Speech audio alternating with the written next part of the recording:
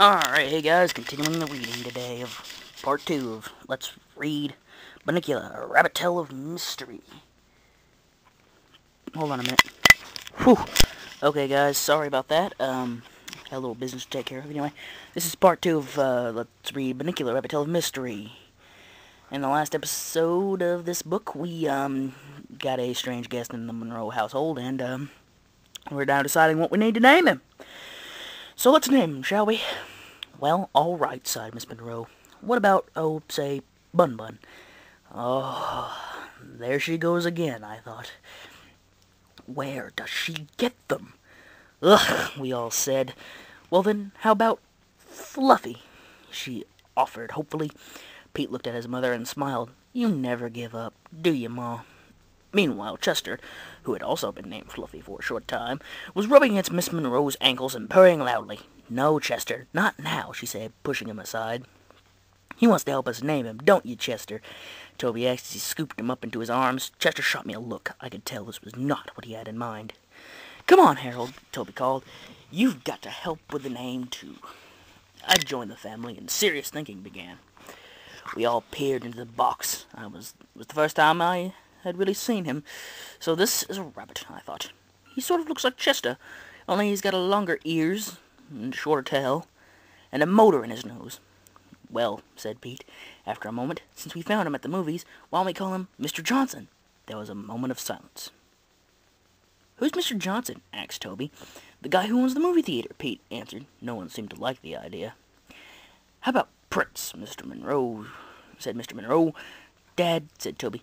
Are you kidding? Well, I had a dog named Prince once, he replied lamely. Prince, I thought. That's a silly name for a dog. We found him at a Dracula movie. Let's call him Dracula, Toby said. That's a stupid name, said Pete. No, it's not. Anyway, I found him, so I should get to name him. Mom, you're not going to let him name him, are you? That's favoritism, and I'll be traumatized if you do. Miss Monroe looked in wonder at Pete. Please, Mom, please, Dad, let's name him Dracula, cried Toby. Please, please, please. And with each please, he squeezed Chester a little bit harder. Miss Monroe picked up the bowl of milk and moved toward the kitchen. Chester followed her every movement with his eyes, which now seemed to be popping out of his head. When she reached the kitchen door, she turned back and said, Let's not have any more arguments. We'll compromise. He's a bunny, and we found him at a Dracula movie, so we'll call him Bunnicula. Bunnicula. That should make everyone happy, including me. What about me, muttered Chester. I won't be happy until she puts down that milk. Well, guys, is that okay with you? She asked. Toby and Pete looked at one another, and then at the rabbit. A smile grew on Toby's face. Yeah, Mom, I think that name is just right.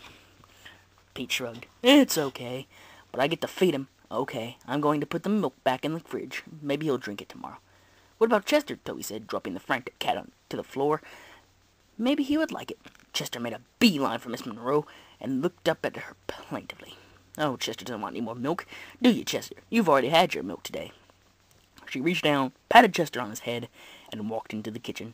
Chester didn't move. Okay, bedtime, said Mr. Monroe.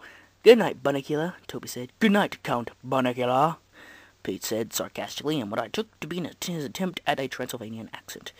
I may be wrong, but I thought I saw a flicker of movement from the cage. Good night, Harold. Good night, Chester. I licked Toby. Good night. Good night, Smelly Harold. Good night, dumb Chester.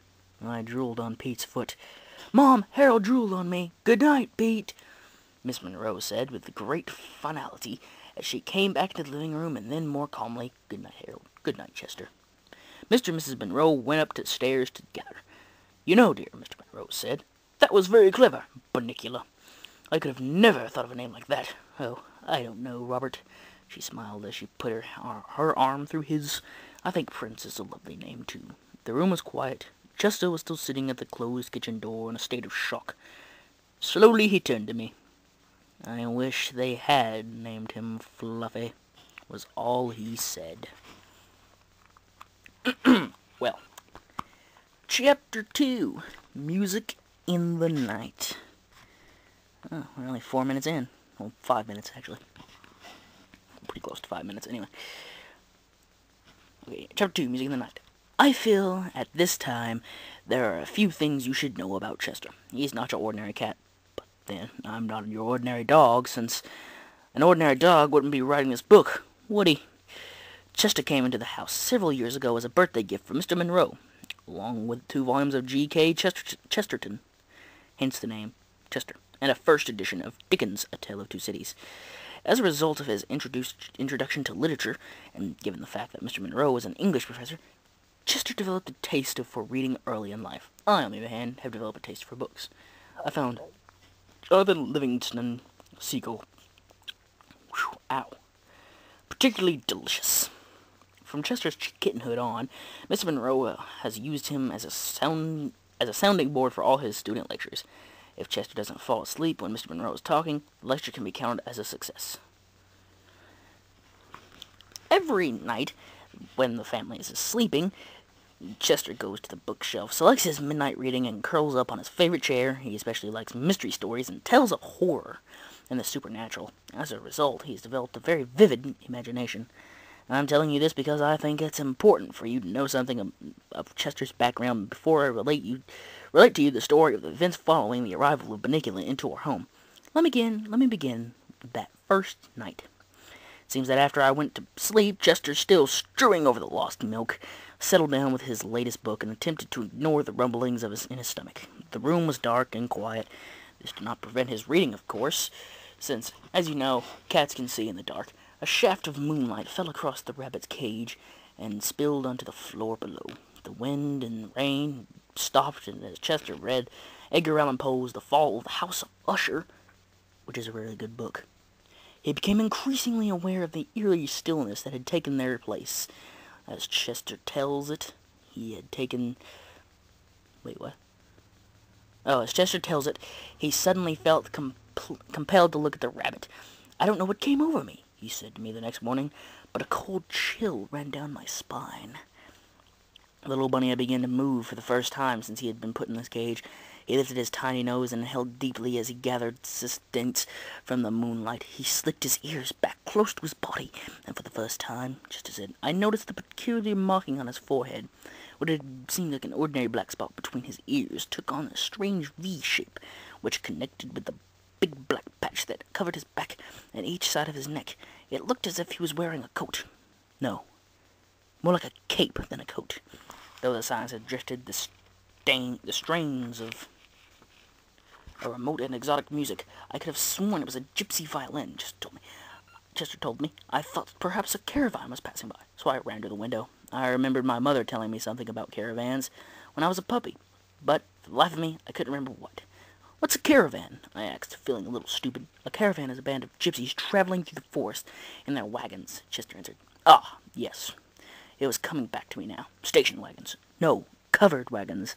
The gypsies travel all through the land, setting up camps around great bonfires, doing magical tricks, and sometimes, if you cross their palms with a piece of silver, they'll tell your fortune." "You mean, if I gave them a fork, they'd tell my fortune?" I asked breathlessly. Chester looked at me with disdain. "Save your silverware," he said. "It wasn't a caravan after all." I was disappointed. "What was it?" I asked. Chester explained. When he looked out the window, he saw Professor Micklewhite, our next-door neighbor, playing the violin in his living room. He listened for a few moments to the haunting melody and sighed with relief. I've really got to stop reading these horror movies late at night, he thought. It's beginning to affect my mind. He yawned and turned to go back to his chair to get some sleep. As he turned, however, he was startled by what he saw. There in the moonlight, as the music filtered through the air, sat the bunny, his eyes intense and staring, an earthly aura about them. "Now this is the part you won't believe," Chester said to me. But as I watched, his lips parted in a hideous smile, and where a rabbit's buck teeth should have been, 2 little pointed glistening fangs. I wasn't sure what to make of Chester's story, but the way he told it set my hair on end. Alright, well, we just finished up Chapter 1 and Chapter 2, so, yeah, in the next part, we're gonna go on with Chapter 3. But, thank you guys for watching, and, of course, listening to my drabble of storytelling, and, goodbye.